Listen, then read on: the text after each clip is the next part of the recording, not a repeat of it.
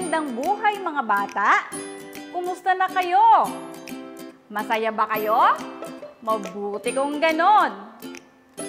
Ako, si Teacher Ami, ang magiging kasama ninyo para sa isa na namang epikabuluhang aralin na ating tutuklasin. Excited na ba kayo? Wow! Ako man na excited na din. Tara, umpisahan natin! Para sa araw na ito, ating tutuklasin ang katangiang pisikal ng bansa at ang kahalagahan nito. Pero, bago natin simulan ang pagtalakay sa paksa, subukin muna natin ang inyong kaalaman. Ihanda ang inyong ballpen at papel para sa pagsagot sa pagsusulit. Basahin at unawain ang mga tanong sa bawat bilang. Isulat ang titik A para sa thumbs up kung wasto ang ipinahahayag na kaisipan ng pangungusap at titik B para sa thumbs down naman kung hindi. Ang bawat bilang ay sasagutan sa loob ng 5 segundo. Handa na ba kayo? Para sa unang bilang, ang Pilipinas ay isang archipelago. Ang tamang sagot ay A. Thumbs up. Ikalawang bilang. Ang kapatagan ay isang anyong lupa na napapaligiran ng tubig. Ano ang inyong sagot? Ang tamang sagot ay B. Thumbs down. Ikatlong bilang.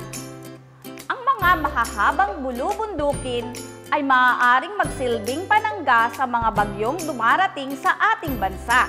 Thumbs up ba o thumbs down ang inyong sagot? Tumpak! Ang wastong sagot ay thumbs up! Ika-4 na bilang.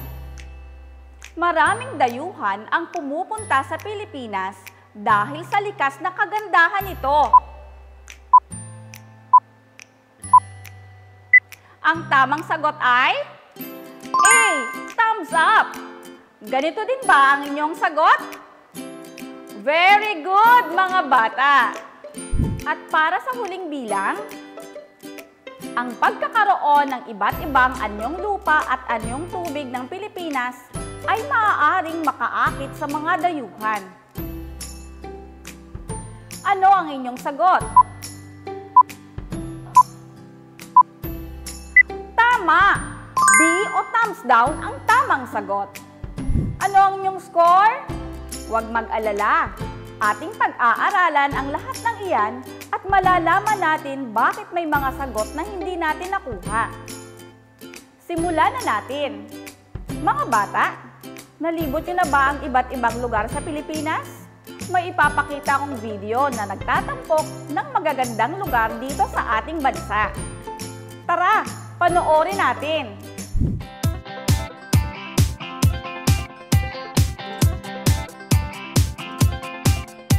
Kati-kati na ba ang iyong mga paa? Handa nang umalis, mag-iwaliw at lumarga. Buti na lang taga dito ka. Sing dami ng happening, ang dami ng isla. It's more fun in the Philippines. Bakit palalayo? Sobrang swerte kaya ng tsinelas mo. Nakatapak ka sa paraiso. It's more fun in the Philippines. Bakit palalayo? Mula Batanes hanggang Mulo, iba ang saya ng Pilipino. It's more fun in the Philippines.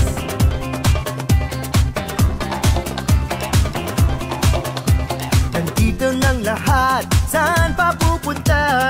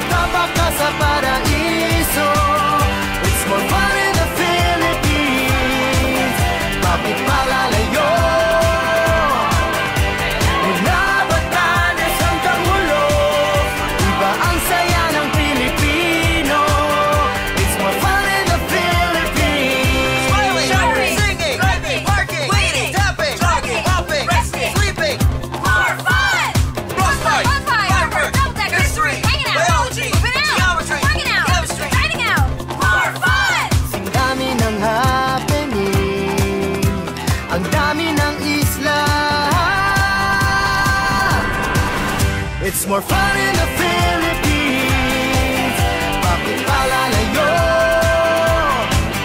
Sobrang swerte kaya ng tsinelas mo. Nakatapak ka sa paraiso. It's more fun in the Philippines. Bakit palalayo? Inabatanes hanggang hulo. Iba ang saya ng Pilipino. It's more fun in the Philippines. Kumusta mga bata? Ano ang masasabi ninyo sa napanood na video? Ano ang mga nakita nyo sa video?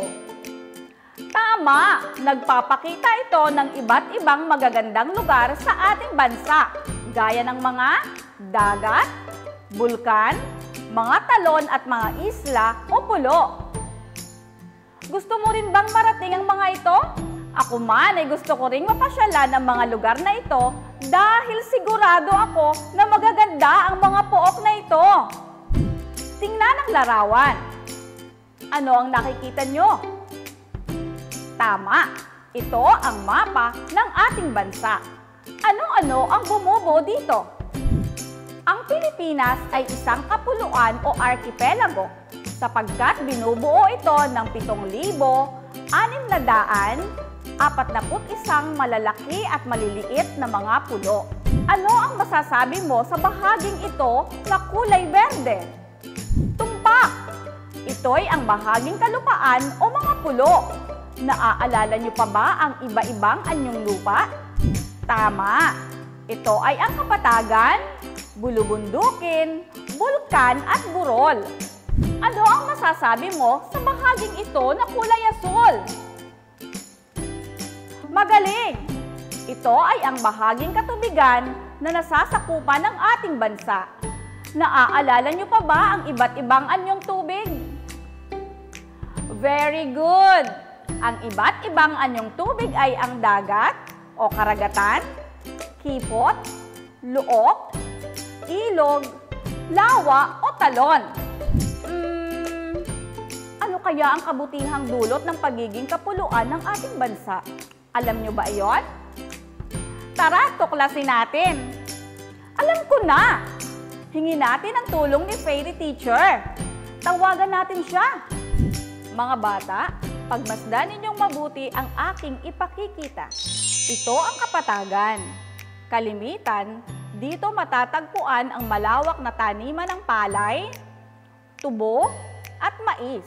Dito rin makikita ang iba't ibang lungsod na kakikitaan ng mga opisina, pabrika o industriya na nagbibigay ng iba't ibang hanapbuhay sa mga nakatira dito. Ito naman ang Bulubundukin. Nagsisilbi din itong tahanan ng iba't ibang hayop at halaman at pinagkukunan ng iba't ibang yamang mineral.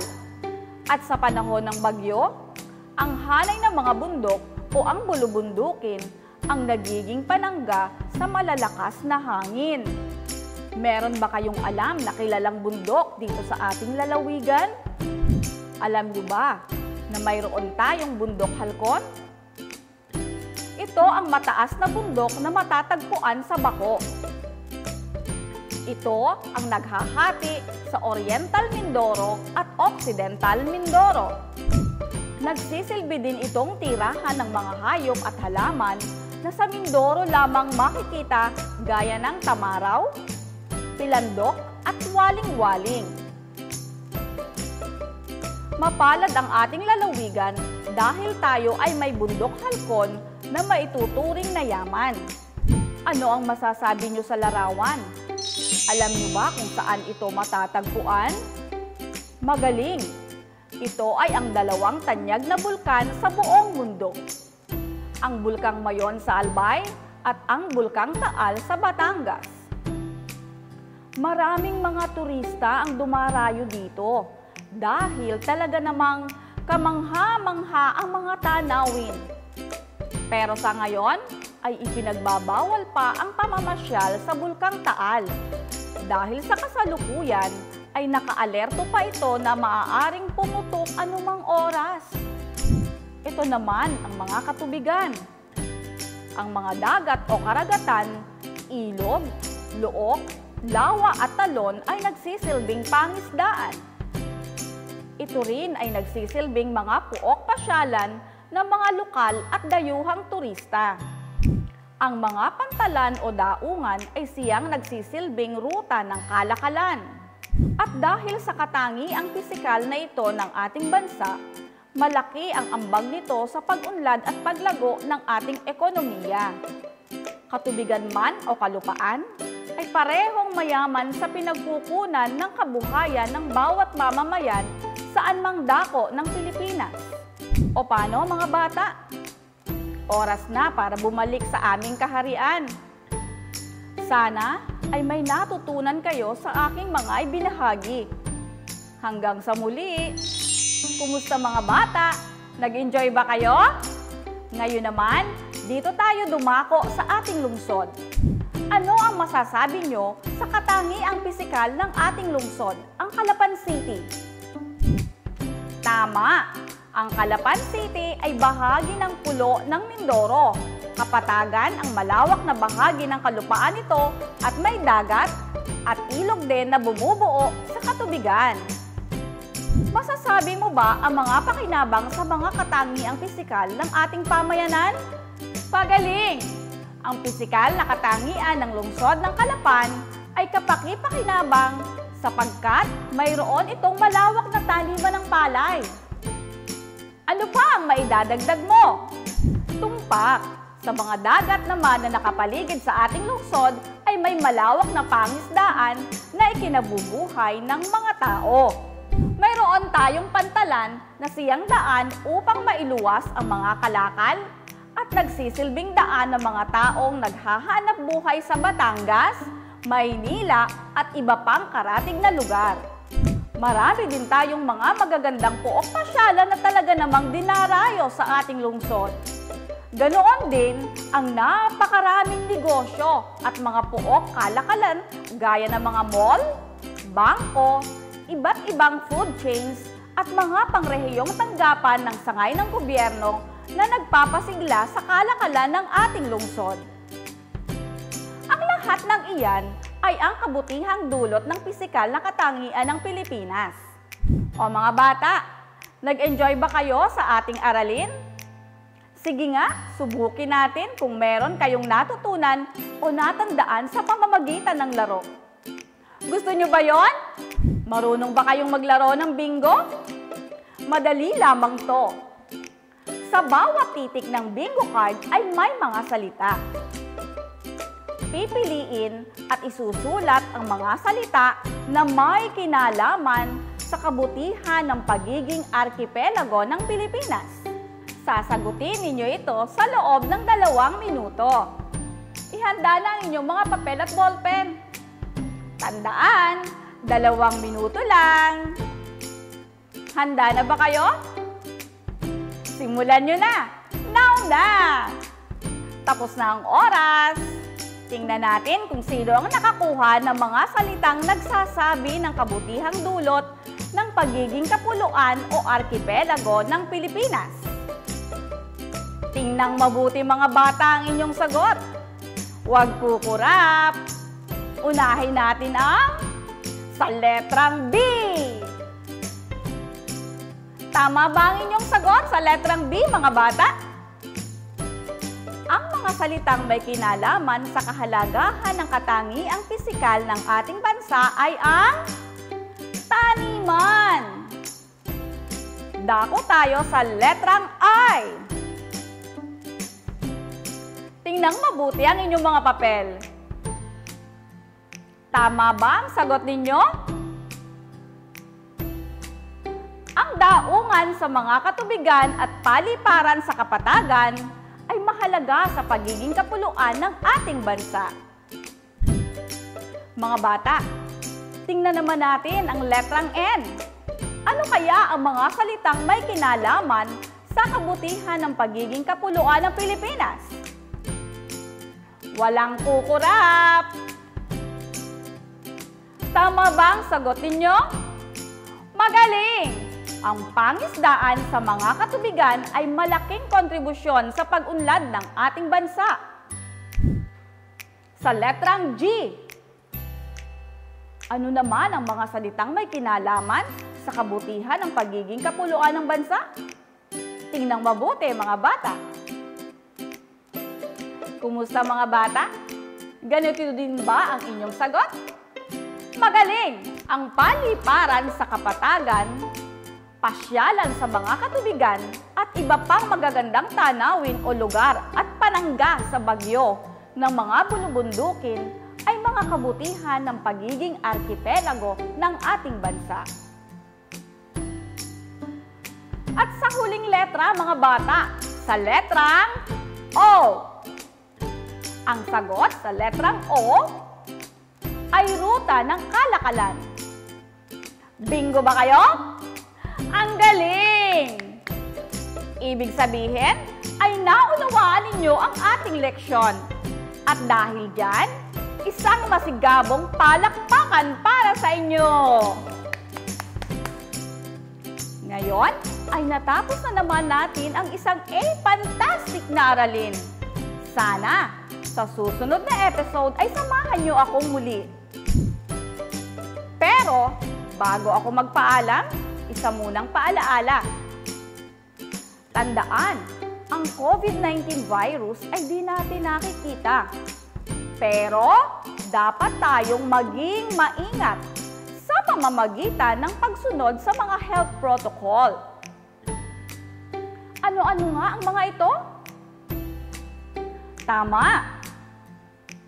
Panatilihin ang social distancing. Magsuot ng face mask. Magsuot ng face shield sa tuwing lalabas ng bahay.